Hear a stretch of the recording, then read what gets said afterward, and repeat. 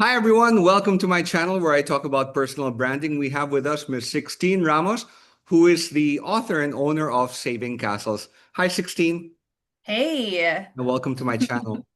And thanks for thanks having for me. doing this little interview. You're really brilliant, and I just want to share with everyone. Saving Castles is a preservation project where you intend to bring attention to castles, chateaus, historical sites, and you want to tell their stories and Yeah. bring attention, a lot of attention to these historical sites. Yeah, so there are about 40,000 castles in France alone. Unfortunately, when people come to France, they go to Paris and they stop at Paris, not knowing that there's so much to see in the countryside and the largest concentration of castles in the Loire Valley. And what's happened to majority of them is because over time things got more expensive. People started, just becoming more interested in city life, living smaller, and so these castles are left to rot or just abandoned and just forgotten.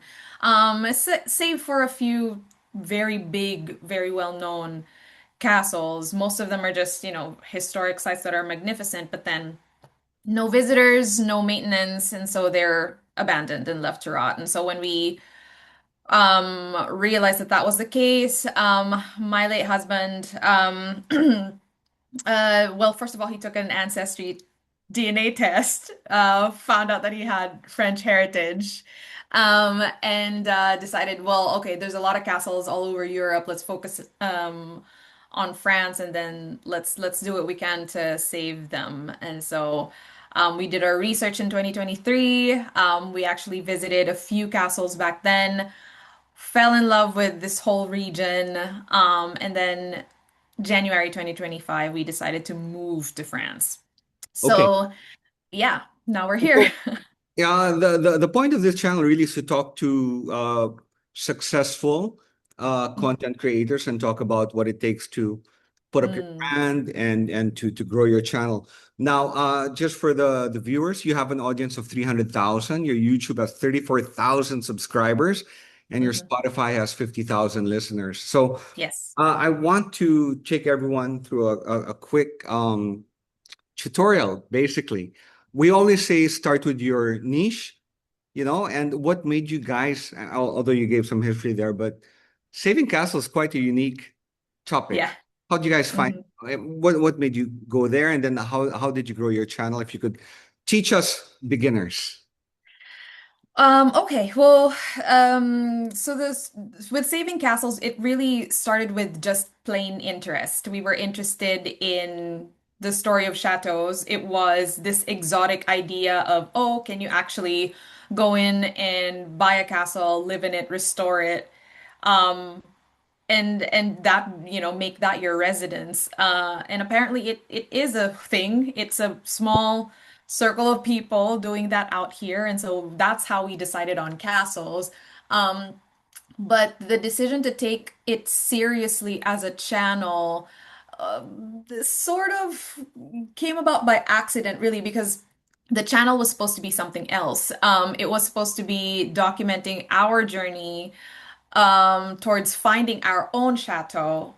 So it'll be one of those kind of, couple documentaries, finding a house, restoring it, all the chaos that comes along with that. But then it turned out to be a more painful journey than we anticipated. So it shifted into, well, okay, let's do this research and then document castles first and other people's stories first. And so where I would where I would start out if you were brainstorming kind of what niche to be in, start with your interest, because if you are going to be talking about this in depth and at length, it's got to be something you're interested in.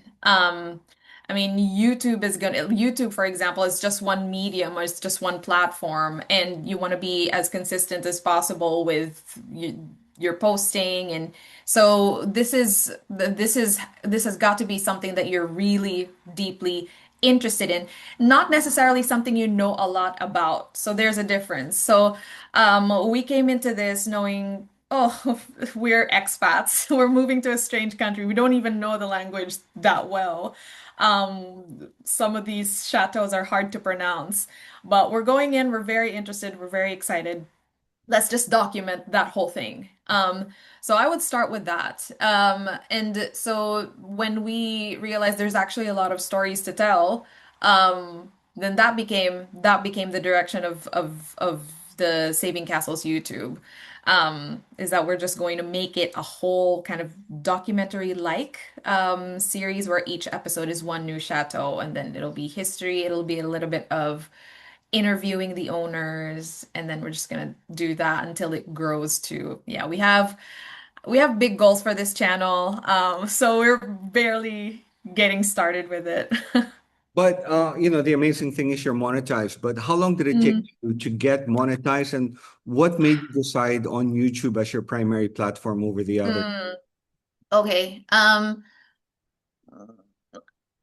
We're pretty much strong with every kind of medium, really. When you choose kind of what platform to start with, you want to think about what medium you're strongest at. So if you're a writer, you're probably going to start with a blog.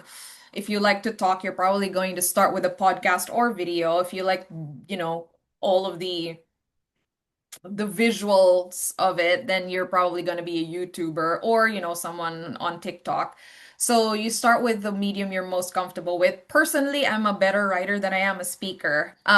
So I started out with a blog and a podcast, but we knew that video was going to be the best approach for saving castles because it's such a visual experience. Yeah.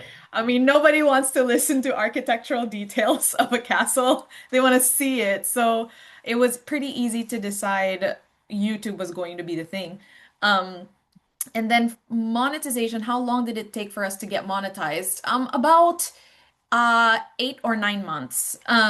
So within within a year of growing it, we were at 25,000 subscribers. So it took a little bit to get to where we are at 34,000. And it was an uphill climb uh because the early days of our YouTube, really we didn't know what we were doing. We didn't know what we wanted to do. Remember, we were gonna start out as a couple looking for a chateau, and then it shifted into something else. Um, but as soon as we realized that what the audience wanted, and it's really cool um, because YouTube tells you what your audience likes, where they drop off. They give you these Yeah. clues, which is why I love it as a platform compared to Facebook or Instagram for monetization. Facebook and Instagram are just, I don't know. I don't want to I don't want to talk too bad about them because we do get paid on them as well, but it's just more predictable with YouTube because you have these parameters, you have these metrics, you follow them, and yes, now you can expect a certain amount. You can project it. And it's pretty reliable in that sense. So as soon as we found out that the audience wanted, kind of a slower pace episode, they wanted a lot of visuals, they wanted suspense, intrigue, reveal, a little bit of personal, a little bit of history. It's this delicate thing, a delicate balance of we don't want to be Discovery Channel or like National Geographic, but we also don't want to be selfie stick type blogger people. You know what I mean? So there has to be this balance of we want to talk to you, we're your friends, and we want to take you along on this journey, but it's going to look great. So it's still going to be a cinematic experience for you. So as soon as we found out what that balance was, we stayed consistent with what worked. And there are other things that go along with it, thumbnails, descriptions. And you wanna, so what do we use? I think the plugin that we use for this is vidIQ on YouTube. So it's a plugin that you install and it tells you fix this, remove that, add to this, so that you kind of have a checklist of things that work for you so that you set up your video for success. And so as soon as you know what those patterns are, it becomes easier get to to get monetized. You need 4,000 watch hours What's it and called again? 10,000 What's the name subscribers. of the plugin? VidIQ, Did I? VidIQ. Okay. Yeah. How Yeah. often would you post in a week to gain momentum? Well, before this hiatus, I'm currently on a hiatus because of, my husband passed away, memorial things. But before, we were posting once a week at least. There were some weeks we would post the regular episode and then either a Q&A or a live episode in between. But that was like every other week. At the very least, we were doing once a week. Now that when you started out, shorts weren't really a thing yet, but now that shorts are Mm-mm. a thing, are you going to use shorts to drive Oh traffic yeah. videos? Yes, yes, we use shorts all the time. Actually, so the sequence would be you post the big video first, and then we use our tools. AI is amazing at this now, Yeah. where you identify the clips within the big video that are most likely to create intrigue, to go viral as a short or as a 30-second to 1 minute reel, and then you just chop it up, and then you use the entire week to pace it and post, one short or one reel at a time, to drive traffic to that big video, and then, until you post the next one. When you were starting out, what kind of view counts would you get? And then when it started Uh, to pick up, like what's your top video count so far? our top video count so far is about Chateau de Jésus. It's the story of this chateau that had so I think it's the longest chateau measured, and it's got this really wide gallery inside that they didn't know existed for 100 years. It was covered in plaster, and then just by accident, um, the current generation's grandfather was a child then, and he punched a hole in the wall, and then they looked inside it and found color. And so they tore the walls down and realized, oh, there's a whole gallery inside the chateau. And so we told the story of that chateau, and now it has some 900,000 views. It's almost at 1 million views. Wow. But we used to, yeah, I mean, in the beginning, we honestly used to average like 200 views. Well, I'll be happy with 200. It sounds pretty good to me. 200 views, but then, like a regular video now would get like 10,000 views. So YouTube doesn't have boosting, no? You don't. they do as well, just like Meta. And we didn't do so much of that in the beginning because you don't want to, just like Meta, you don't want to use that as your early success, because then it ruins your metrics. So Right. if you want to really know what's working and what's not, you want this to be as organic as possible so that you don't manufacture your numbers. Yeah. So we kind of had to just eat it, and like the slow crawl to just to get to 1,000 views on average was painful, but that's what's necessary so that you really know what's going on. What video length would you say would be ideal for Mm. AdSense? So the minimum for monetization is 8 minutes. Mm. And what we find is you want to keep it to that sweet spot of between 8 to 15 minutes. Anything longer than that, the audience tends to zone out. But that's for our niche. It really depends on what kind of videos you're making, because if it's high octane, high energy, and it's all like moving all the time, someone could probably watch that for 30 minutes. But because we're more, history, and we're slower, we take you on, down corridors and really nice rooms, and you want to keep that to about 8 to 12 minutes, really, so that they're like, okay, I know the story now and it's fine now. When you started to have like 10,000 or more videos, Mhm. did it drive your old videos and then Mm. your old videos still make money, or does it drop off after a Yes. while, or it's like it's a cash flow generating asset? Yeah, yeah. You want to consider each video like a product, I suppose, or like its own little income generating business Yeah, where, yeah, yeah, it's actually pretty cool because the moment we got monetized, all of our previous videos started getting money. Well, you don't get money from previous views. You get money on the views that you accumulate after the monetization gets approved. yeah. But for every video that doesn't have a violation, like music or, soundtrack licensing and all that language. I mean, we're not posting anything explicit or like adult only. So we were pretty safe there. It was really just usage of music back then that we needed to fix. But barring any of that, you get monetized on all of your previous videos, and it's pretty cool when that happens because it's ongoing. It's not, always going to be big amounts. At some point it'll taper off because you'll have new videos and more people will be interested in those newer videos. But yeah, short answer is yes, you get monetized on all of them. So two things. Now that you are where you are there any success tips that you wish you knew from the start? And lastly, it would be, what do you think people should avoid in order to not get demonetized or not make the mistakes that you had in the beginning? Um, Something I wish I knew when To shortcut people's success.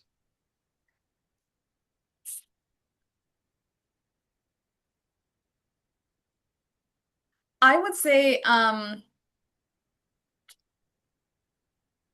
no matter how nichey it seems, it's as long as you can talk about it at length and in depth, go for it. Because especially with a platform like YouTube, your monetization depends on how unique your space is.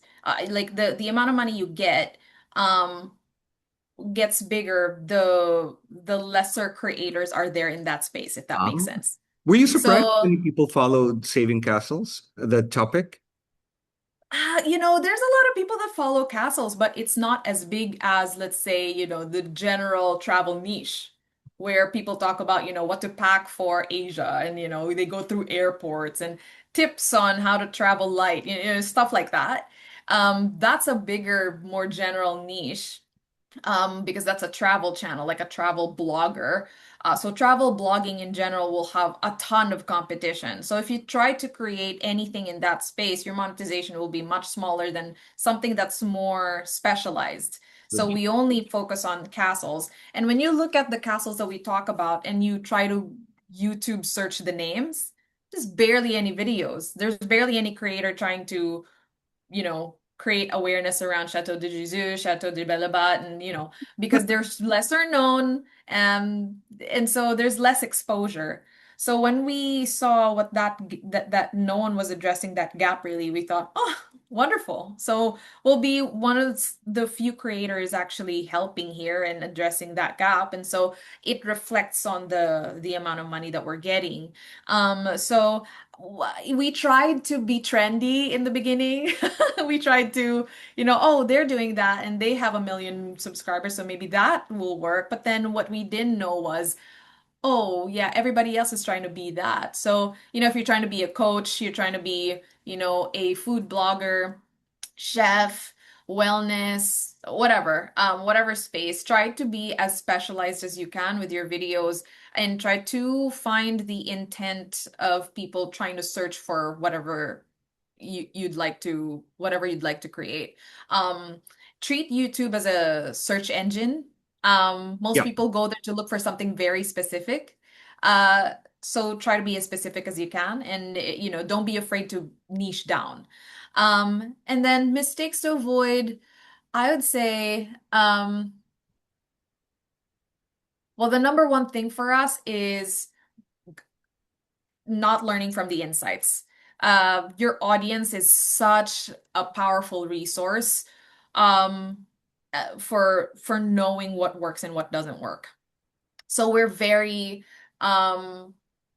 quick on getting back in there after we post a video to look at the comments, respond to every comment, look at the community, see what people are posting, see where they're dropping off in the video because YouTube gives you the ability to actually edit your video after you post it by trimming and cutting the parts that they don't like.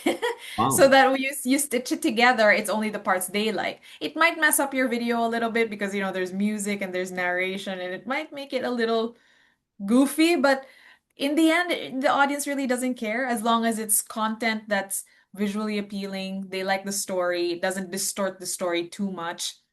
you're fine. Listening to them has been the best help in getting it to grow to 34,000 now, and I believe it's still going to be the best tool that I will have to grow it to 100,000.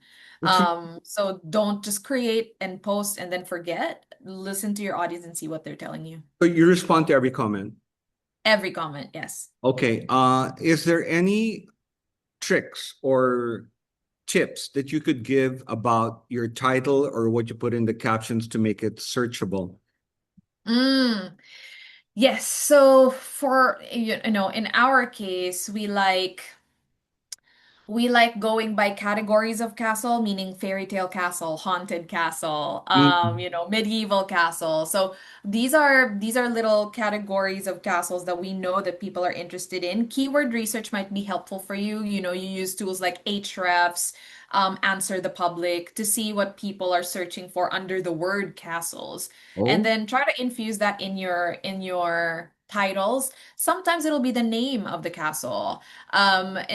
Because for research purposes, people might be looking to go to that castle, and then they want to know what to expect.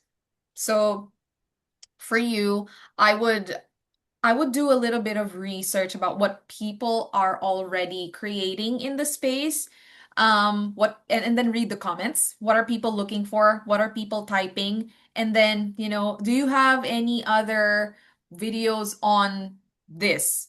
So I would take that comment and use that exact phrase, that exact category, that exact word, and put that in my next video, somewhere in the thumbnail or somewhere in the title, and do as much research about that as possible so that I have a vault of keywords to use. nice. Also, do hashtags matter and do you link videos? Hashtags, we do use hashtags underneath, but they don't matter as much anymore. What matters more to us would be the first keywords that appear in the first 40 words of your description. French history, medieval castles, castle architecture. So if you can, put your top three key phrases or keywords in the very first 2 to 3 lines of your description. And then the rest of them that you want to rank for, you can put that in your description. But YouTube is very sophisticated now in that it knows if you're keyword dumping, so you want to be careful about that. I still see a lot of creators do that. I don't think it helps anyone if you do that. It doesn't help your channel, it doesn't help the user because then it's just, I find the descriptions quite helpful when I do research because I read into, what tools they use, what links, what the details of the things that I saw in the video. And so use your description as a sort of written guide of your video as well, because that really helps you become more searchable when you use the right keywords and then you tell a story in the description. Because what YouTube also does is it crawls your video, it actually analyzes your video to know what it's about. So you get to a point where even if you don't have all of your key phrases in the description, YouTube will know what this video is about. Because it reads your transcripts too, by the way. So if you have a lot of narration, YouTube will create a transcript for that and rank you accordingly. So even in your script, you want to use the keywords that you want to rank for. So for this show, I'd say, entrepreneur stories, entrepreneur tips, YouTube tips, YouTube mentorship, YouTube monetization. I'm helping you by creating by saying these Yeah, words in your transcripts it's now right so there. that YouTube knows that this is what we're talking about. So yeah, there's a little bit of homework that needs to be done in the beginning so that you can be prepared in your videos. But yeah, overall, structure your description so that your keywords are at the top, and then make it scannable, so that someone who's going in there can see it as a guide alongside your big video. Really good advice, 16. In closing, Mhm. what's the future for Saving Castles? What do we have to look forward to with what's coming up? Well, there's definitely going to be a lot more castle videos now. We started filming for the season. It's almost summer, so people are coming in and the castles have lots of color, lots of visitors. So it's a fun time to film. So we started our filming schedule, and we're looking at putting up our first episode in the month of June. It's going to be amazing, and it's going to be a weekly series after that. So our goal is to grow the channel to 100,000 in the next year. And that's pretty ambitious, knowing where we are. And it's a brand new team of creative, highly creative cinematographers, and creative directors and people. Just it's just such an amazing time to escape. If you like to escape and look at something different, watch Saving Castles. We'll definitely deliver on that front.